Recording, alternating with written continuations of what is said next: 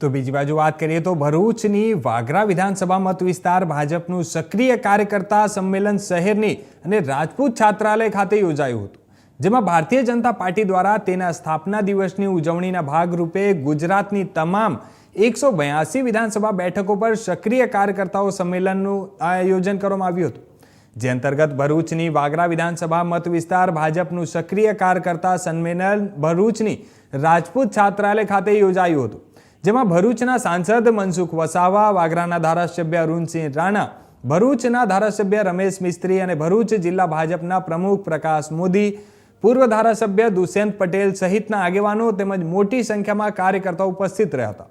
આ પ્રસંગે નવનિયુક્ત ભરૂચ જિલ્લા ભાજપ પ્રમુખ પ્રકાશ મોદી અને ભરૂચ તાલુકા ભાજપના પ્રમુખ જયરાજસિંહ પરમાર તેમજ વાગરા તાલુકા ભાજપ પ્રમુખ સતીશ ગોહિલનું સન્માન કરવામાં આવ્યું હતું। સાથે જ કેન્દ્ર અને રાજ્ય સરકારની વિવિધ કલ્યાણકારી યોજનાઓની ચર્ચા અને વિચારણા પણ કરવામાં આવી હતી।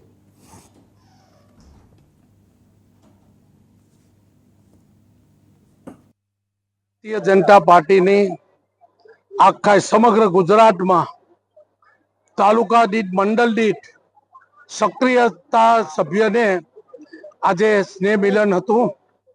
એમાં ગુજરાતના દેશના વડાપ્રધાન નરેન્દ્ર મોદીજીની કામની ખુલ્લેઆમ ચર્ચા કરી અને મોદીજીના નેતૃત્વમાં ભૂપેન્દ્ર પટેલ સરકારના નેતૃત્વમાં ભારતીય જનતા પાર્ટી કેમ મજબૂત બને, તાકાતવાન બને, એવી માનસિકતા અને કાર્યકરોનો જે વિશ્વાસ છે એનો આજે મને કહેતા આનંદ થાય છે। સક્રિય કાર્યકર્તાનું સન્માન, સાથે સાથે નવા નિયુક્ત પ્રમુખ પ્રકાશ મોદીજીનું સ્વાગત, મંડળના પ્રમુખ ભાઈ શ્રી જયદીપસિંહ અને ભાઈ શ્રી ગોહિલ હિતેશ, ત્યારે એમને હું આજે સતીશને અને રણજે એમને ખૂબ ખૂબ આવકારું છું। એમનું સન્માન કર્યું। ખૂબ આનંદની લાગણી એ વાતની છે કે આજે સક્રિય સભ્ય ખૂબ મોટી સંખ્યાની અંદર હાજર છે। ભારતીય જનતા પાર્ટી સૌનો સાથ, સૌનો વિકાસના મંત્રથી આગે કૂચ કરી રહી છે। આવી જાય તેઓ સ્વાગત કરશે।